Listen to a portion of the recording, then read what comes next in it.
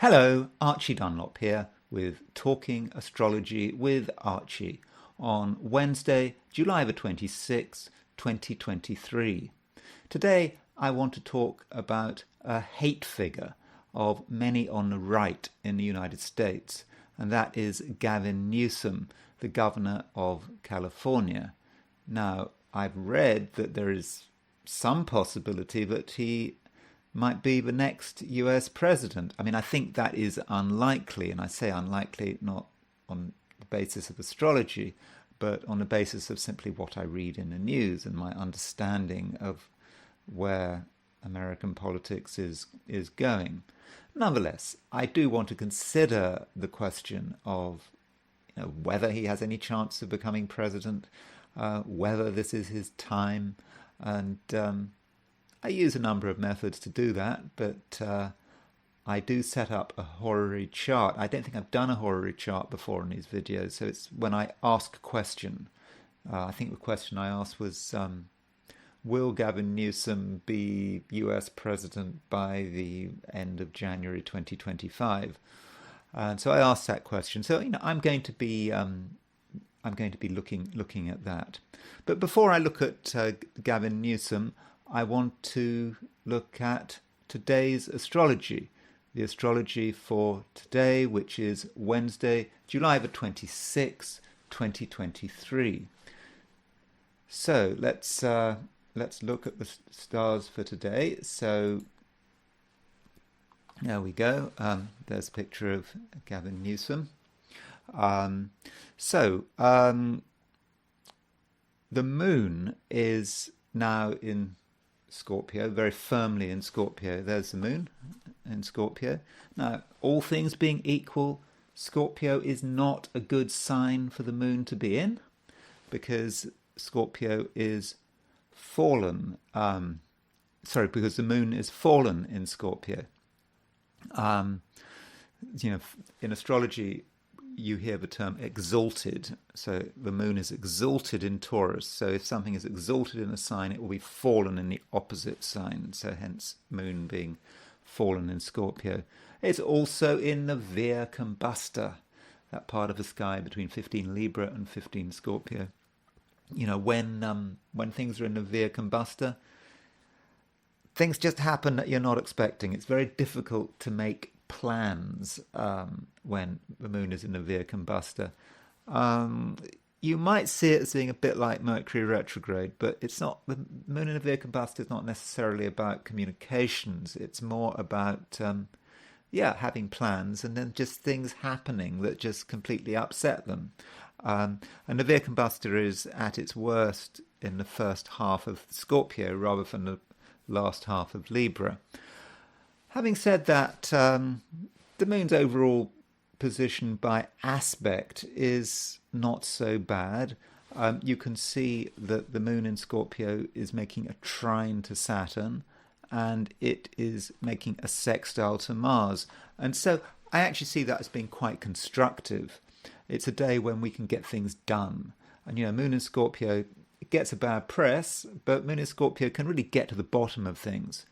It has a sort of understanding of emotion, and provided it doesn't get stuck in one place, it can really start to understand something at an emotional level and take the appropriate action.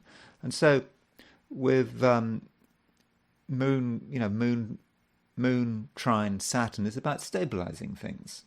So yes, there might be a heavy emotional environment, but it's a day when this can be stabilized. And moon sextile Mars is about successful action. Mars is in Virgo, so that's quite a detailed, service orientated place for Mars. So moon sextile Mars, doing routine chores, getting things done. If people need help, then we're in a position to help them. In fact, moon in Scorpio is a very perceptive placement. So moon sextile Mars, you might understand that someone needs help and you might be in a position to help them. It needn't even take very long.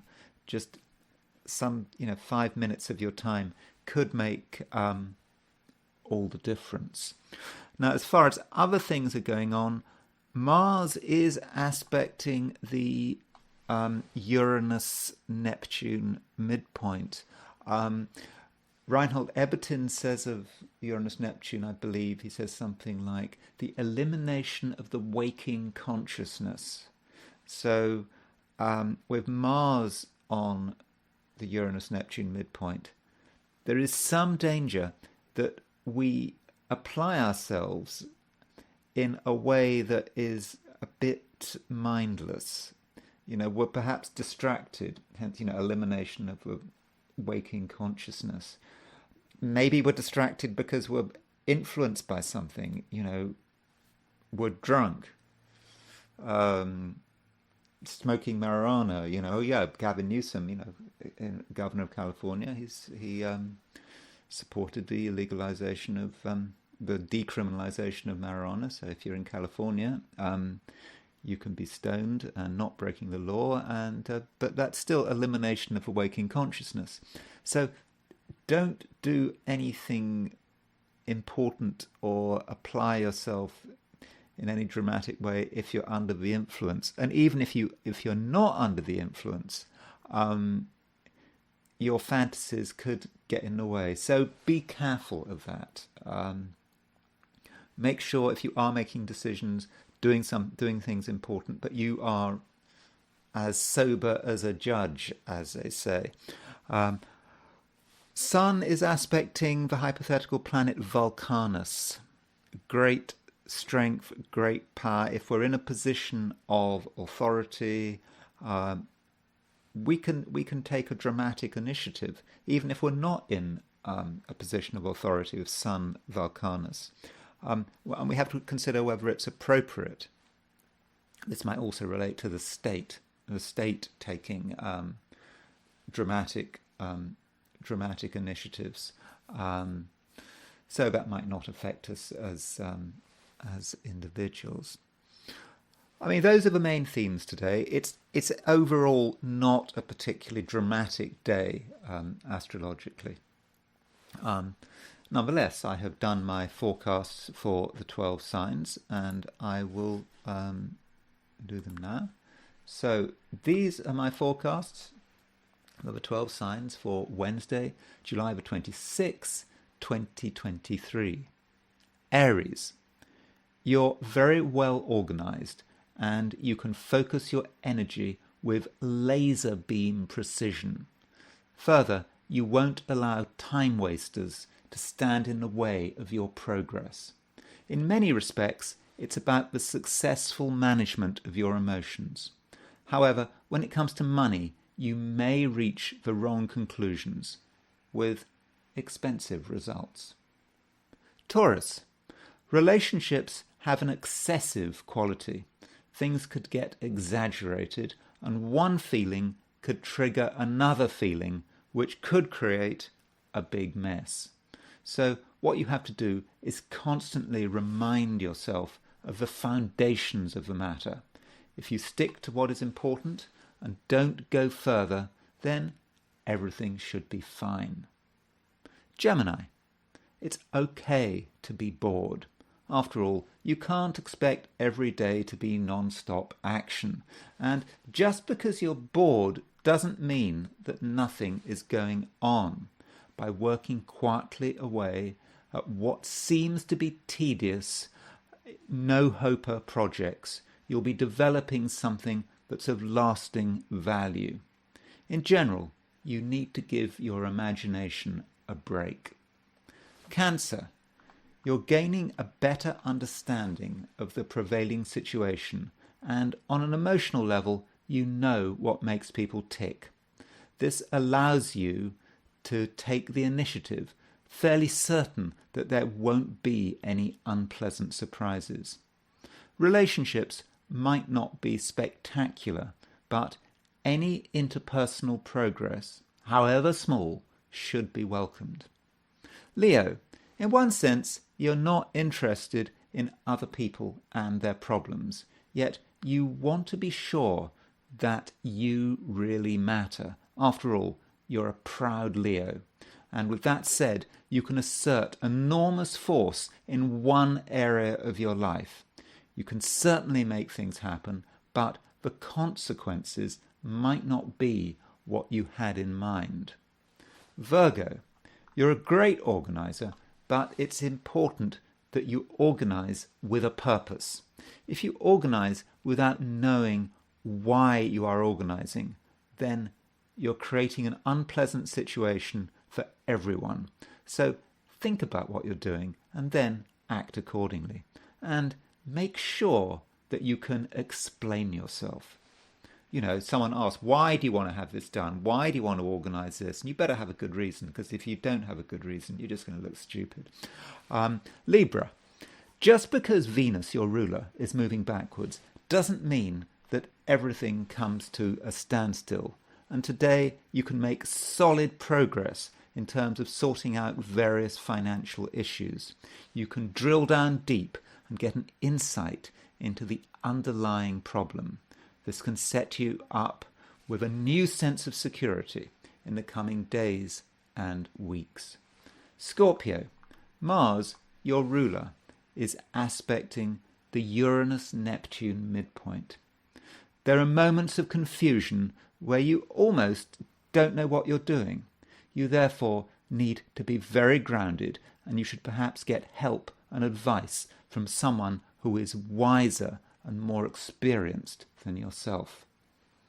Sagittarius, for much of the day you'll find it difficult to concentrate. Fantasies, daydreams, unexpected interruptions. So it's important that you have a clear space and that, as far as possible, you remove the clutter. And once the clutter has gone, you'll see things in a new light, and as a result, you can create security and safety for yourself. Capricorn, it's a good day to hang out with your friends and perhaps to encourage people to get a move on, because in the Capricorn mind, there's no excuse for idleness. Yet, some people are behaving excessively, and once they start doing something, it may be difficult for them to stop. Maybe you should just stay out of their way. Aquarius, overall, you're fairly focused. You can concentrate on the things that matter and make solid progress over the course of the day. And a burst of emotional energy can move things on very quickly. However, at a certain point, you may feel that you have to reverse course, perhaps because of demands from home and family. 2 steps forward, 1 step back. What's wrong with that? Pisces, you're holding things together nicely. And it's all to do with the sense of discipline that many Pisceans have been developing over the last few months. You know what's important, and you won't allow yourself to be distracted by irrelevant concerns. Big ideas are your servants, not your masters. Okay, so that is the astrology, and I now want to look at the I Ching. As always, I threw 3 coins in the air, and I asked the question, what is Wednesday going to be like for visitors to my YouTube channel? And I got the hexagram enthusiasm, and this was the same hexagram I got yesterday. So enthusiasm, as you might imagine, is about being enthusiastic. There are things that excite you. There are things that excite us.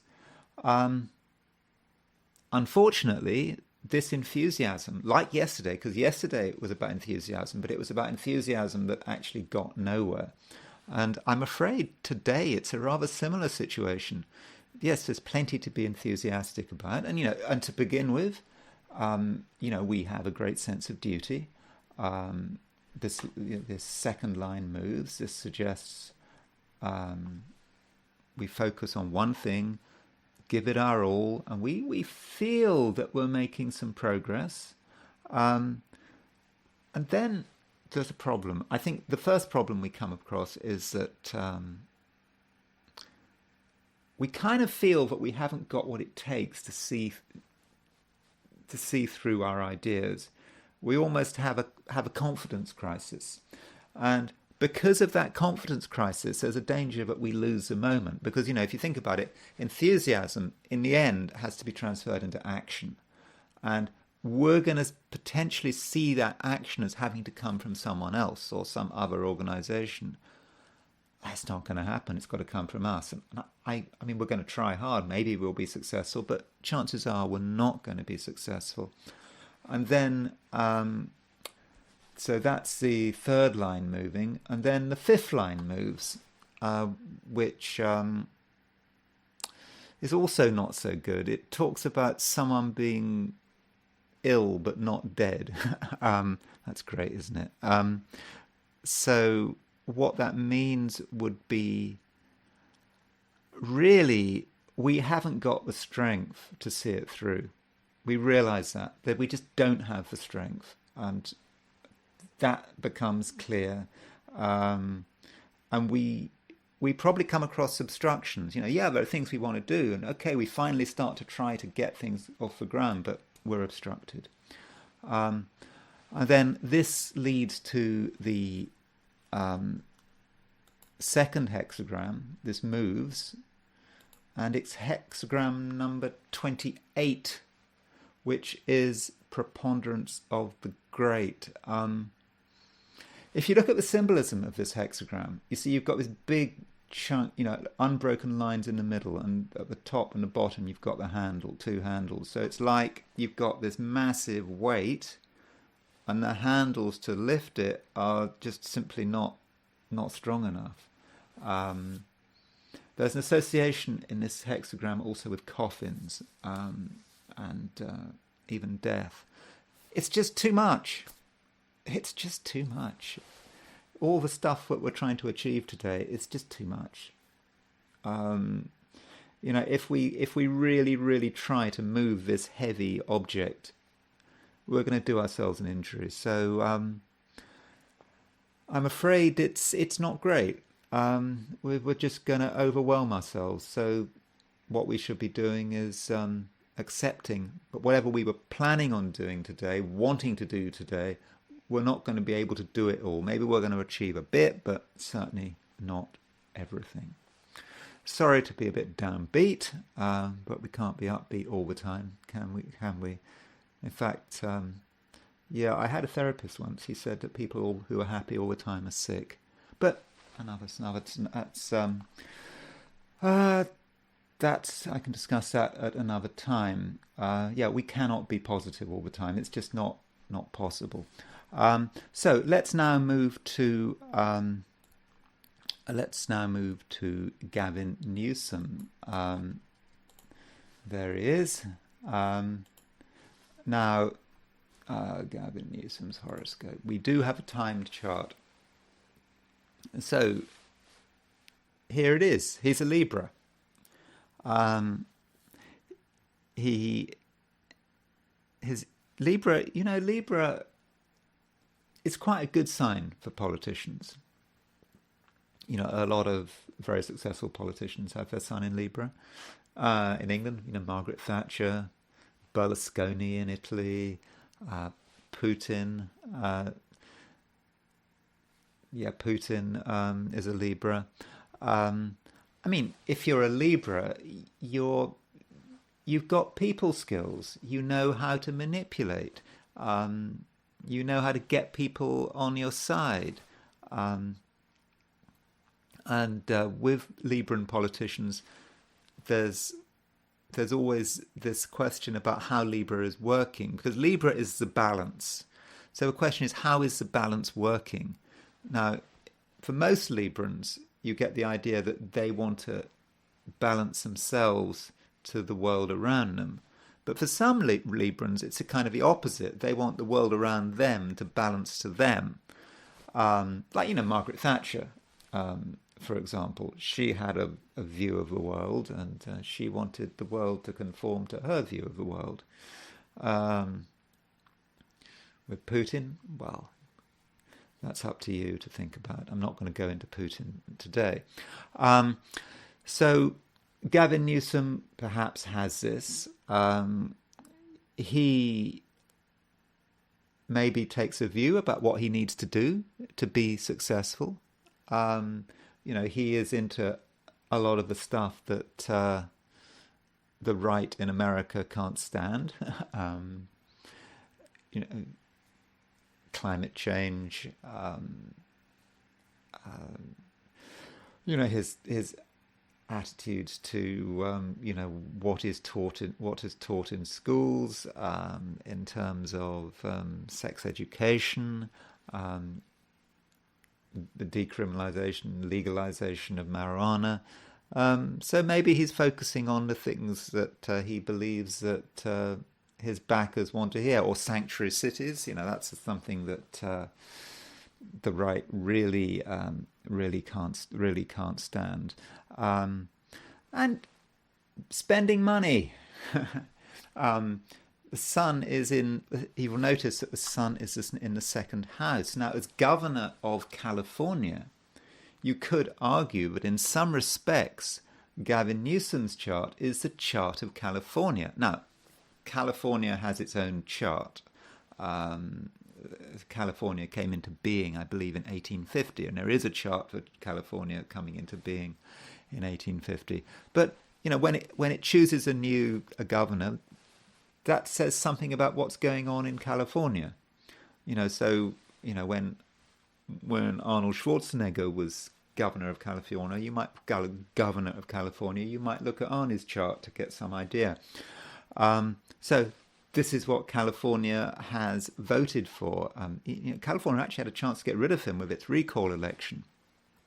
And, Gavin Newsom, with that sun in Libra in the second house, you could argue that from a financial perspective, he's not good for the state. He's perhaps spending too much money because, the sun, in many respects, is a malefic. That might sound strange. But it burns everything up. It should maybe be treated almost on the level of Mars and Saturn. This is an idea from Indian astrology, but in Western astrology, I think we should consider that possibility, that the sun is not a fortunate planet. I know the sun is a star, not a planet, but astrologers, we call it a planet. So that is his sun. That is his sun in Libra, and this may reflect the expenditure. I think hasn't he just had an announcement that he wants to spend an extra $60 billion on a load of stuff, including climate change. So a lot of people, about 60 billion, not trillion, not trillion and not million.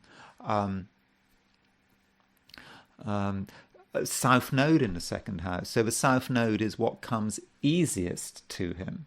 So as governor of California, what comes easiest to him is spending money. So that would be one aspect of it. Now his chart also shows a lot of aggravation there. He's not governor of he's of a comfortable state, or maybe it's the state has chosen him as governor, but as a reflection of what it's going through. He has Mars exactly on the IC, and that Mars is square Pluto, and it's also sort of square Uranus. But that Mars Pluto, he's very much into the exercise of power, successful at it. We should also say that he's a very successful businessman. He's a successful businessman possibly through family connections. His family, I think his family knew a Getty, and that helped him in his business career. And, he's certainly, like someone like Bill Gates, he was certainly not born in the gutter. He came from a well-off family, a family who had good connections, and that helped him become a successful businessman. But that Mars on the IC is always a problem.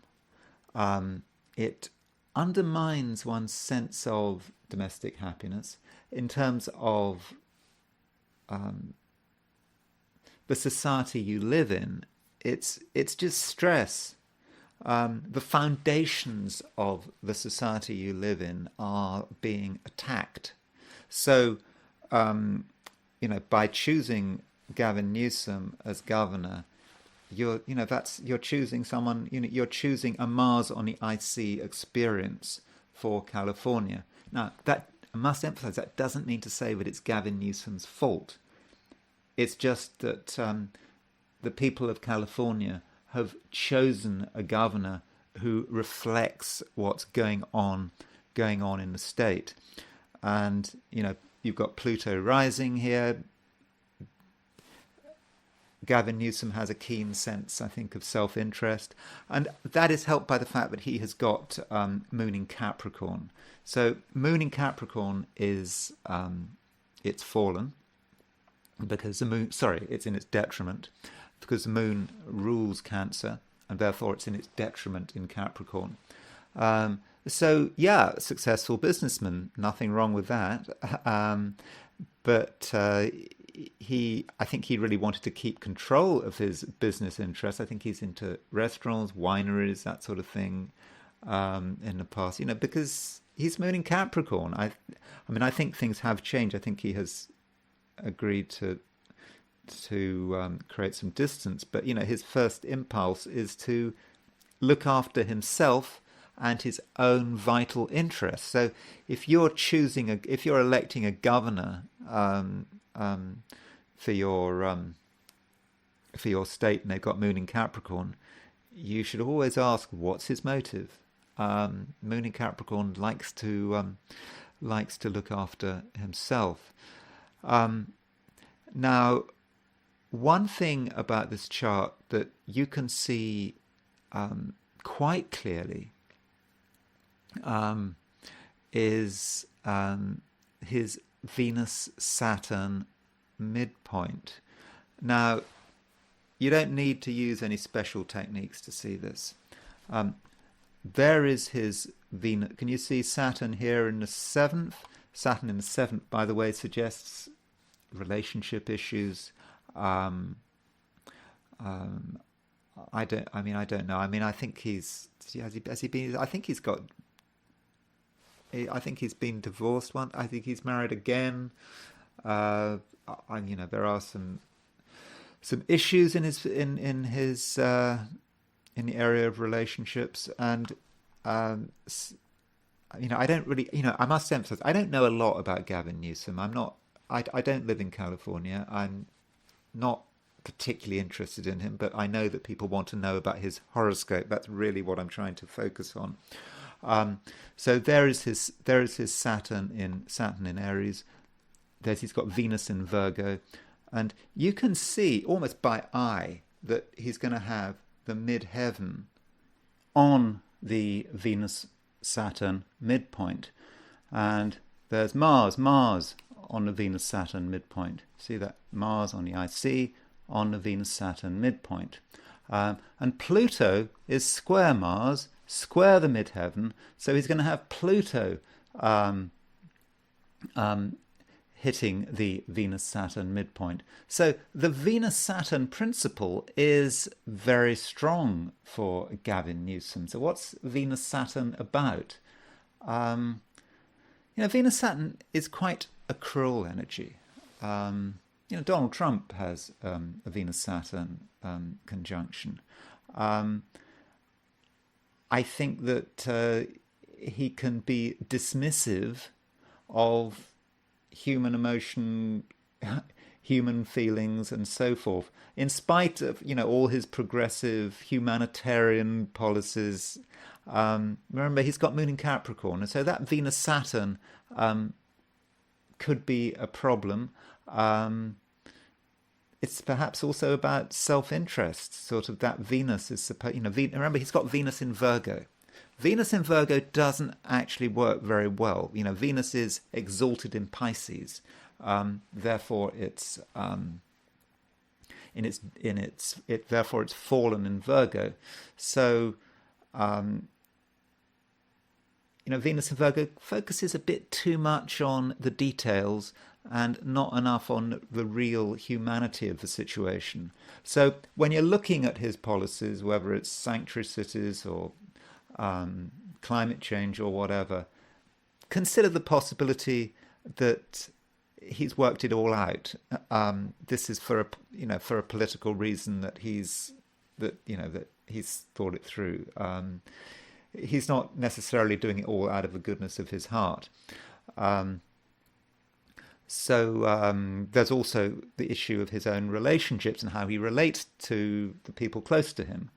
I don't know. I just feel with that Venus-Saturn, there is a callousness to him that perhaps we're not seeing the whole picture. Now, as far as his presidential ambitions are concerned, I did do a horary chart. So that's when I asked the question, will Gavin Newsom be president by the end of January 2025? So this is something I do quite a lot in astrology. So I ask a question, and then I look at the timing, the exact time of this question, and then I set a chart for the time I ask the question. So I asked this question at 7:18 p.m., just after 7:18 p.m., July the 24th, 2023, in Washington State. So I would probably take Gavin Newsom in this chart, 7th house cusp. You see Cancer's on the 7th house cusp. So I would take the moon, probably take the moon as Gavin Newsom. Okay, some might argue, they argue that I should be taking the Mars because he's governor, so he should be the 10th house, but therefore he should be Mars. But the moon in these charts is really important, and you will see that the moon makes a sextile aspect to Mercury, and it makes a sextile aspect to Venus. So the moon looks as if it's in quite good shape by aspect. But when you're asking about whether or not you're going to be president, I mean, that's a big thing. It's got to be a really good chart.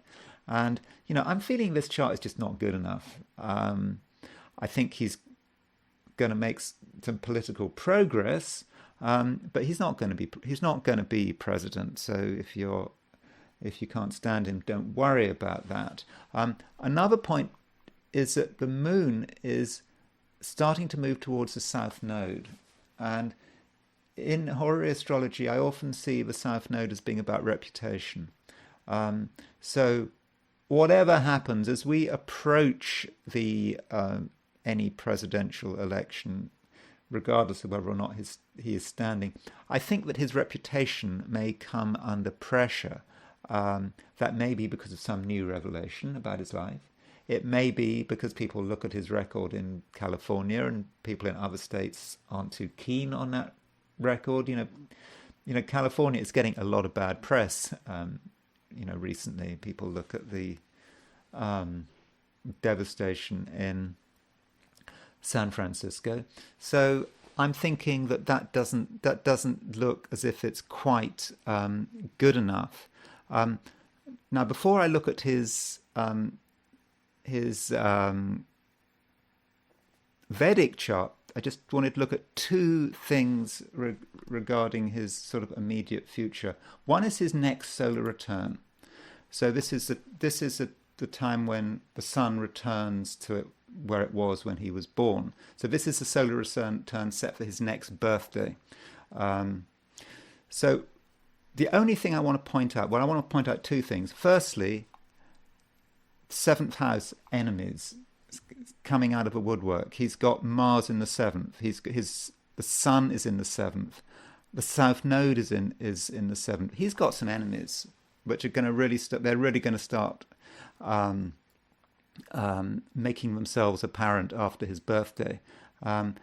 And indeed, I think that's a potentially dangerous solar return. There may be threats, threats to his life, but I mean, I suppose, could I see assassination in there? I mean, maybe. I mean, but I'm not saying that. I'm just saying he has to be careful. There are some people that really can't stand him and might wish him bad or want to do something bad. So he needs to bear that in mind. Another thing is, remember that Venus-Saturn midpoint that's so heavily configured? We do get a Venus-Saturn theme in this solar return. So Venus is opposition Saturn. Now, that may say something about his personal life. Venus and Saturn can be about money, but it's also about general sort of harshness. But I'm thinking there may be some revelations coming up with that Venus-Saturn opposition. I don't know, but I think that his solar return is potentially quite difficult. Then there are his solar arc directions, and I want to look at two solar arc directions. So there's one thing which is quite good, that there are his solar arc directions set for, how old is he? He's going to be 56 days after his birth. So the solar arc directions, if we look at his solar arc directions, his solar arc directed midheaven is at 16 Leo, and you'll see that it's applying to a sextile of his natal sun. So with his solar arc directed midheaven is about your career, how you want to present yourself in public, making a sextile to his sun. That's good. That means that he has the chance to really increase his profile. So, I mean, as I said, I don't think he's going to be president, but he's going to appear to do some good stuff for his political career up to a point. On the other hand, there is a problem here, which may be more important than the midheaven sun contact. And solar arc directed Saturn is at 4 degrees 23 Gemini. I've set this for today or yesterday. And his Venus is at 4 degrees 29 Virgo. So at the moment he has got solar arc directed Saturn square his Venus. Okay, it's past exactitude, but it's going to be hanging around for a few months. So there are a couple of Venus-Saturn things going on, which perhaps may come to light. Now, as far as his Mars on Venus-Saturn midpoint, Mars on the Venus-Saturn midpoint, midheaven on the Venus-Saturn midpoint, Pluto on the Venus-Saturn midpoint. Saturn will transit that point, but not yet. I don't think it actually gets there until 2025. So that's a note for the future. Now, moving to his Vedic, I want to just finish with his Vedic chart. Right, this is Gavin Newsom's Vedic chart. So the signs change. Some of the signs change, but here it is. Now, in many respects, he's got a very good Vedic chart. There are some really powerful things going on there. You will notice that he has got, this is his first house. I know it's a Vedic chart. It can be difficult to read if you're not used to the round charts. But he's in his first house, he's got a Jupiter-Venus conjunction. There's Jupiter 5 Leo, Venus at 11 Leo. Remember, things go back. I know he's got Venus in Virgo in his Western chart, but Venus in Leo in his Vedic chart. So he's got Venus-Jupiter conjunction. And Jupiter is ruler of his fifth house. And in Vedic astrology, the fifth house is, the most fortunate house. It's connected with this thing called Purva Punya, which is past life credit. So apparently, he's got a lot of past life credit, and he's got the moon in the fifth house. So whatever good things he did maybe in a previous incarnation, he's perhaps bringing them in to his current incarnation, and there he is. Jupiter's in the first house conjunct Venus, and whatever you think of him, you can't argue with the fact that he was lucky. I mean, he's born into a wealthy family. He's got family contacts. He's just been given everything. So no doubt about that. And here he is, Governor of California. So you can't dispute that. And if we look at what's going on here with his planetary periods, we use the Vimshottari Dasha system. Since 2014, he has been in his Jupiter Dasha, and so this is a fortunate period since 2014. And I know earlier his political career everything was going well for him before 2014, but he's in a particularly fortunate period at the moment because Jupiter rules his fifth house. He's getting all of that credit from past lives and whatever is coming to him now. And so he's in it. So that looks that is really looking good. And in 2020, at the end of 2021, he moved into his Venus sub-period. Remember, he's got a Jupiter-Venus conjunction in his natal chart, and now he's in the major period of Jupiter, the sub-period of Venus. So this period lasting from 2021 to February 2021 to August 2024 is really extremely fortunate. And you could say, maybe this is his time, but it's not quite good enough. You'll notice that this sub-period comes to an end in August 2024. So his luck, this is his peak. This is his moment. It doesn't get any luckier from this, in theory. So I think this is his peak. Maybe he's peaking too early. What perhaps damages the luck of Jupiter Venus is the fact that he's got that transiting Saturn is now in his 11th, is now in his 7th house, and so it's transiting Saturn is opposition his Jupiter Venus, so it's kind of weakening it. Yes, it's really good, but it's not the brilliance is Saturn, I think, takes off some of the brilliance, and